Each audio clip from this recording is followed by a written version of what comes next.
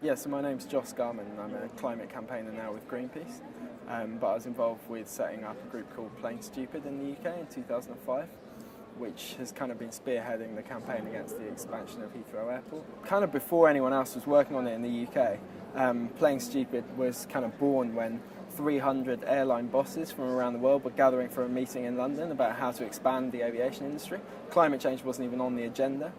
And a group of us went in with rape alarms attached to helium balloons into the centre and drowned it out and shut it down temporarily and kind of forced climate change onto the agenda.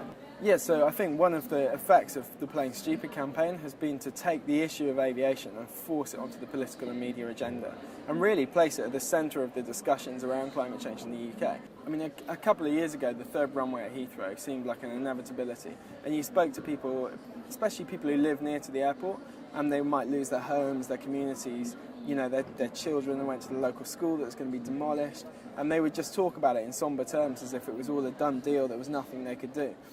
And I think one of the effects of Plain Stupid was to just really empower and add some enthusiasm into the fight against the runway.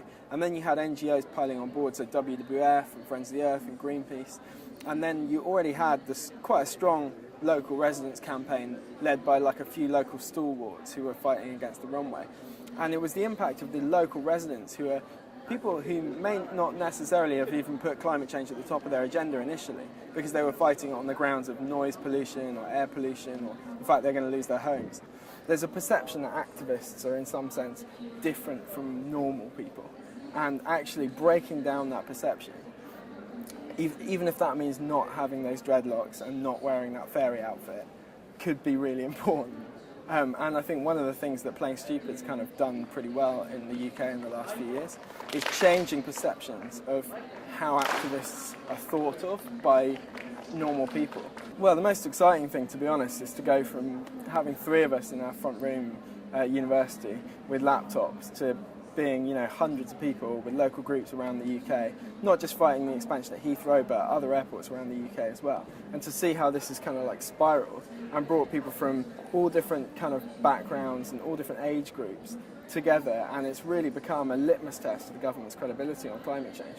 And that just happened because people put a lot of their personal time and energy into it. And they worked together. I mean, we were meeting with the local residents on a kind of fortnightly basis for months and months and months before they started joining us and taking direct action. And then before you know it, this became like a really successful, diverse, popular movement.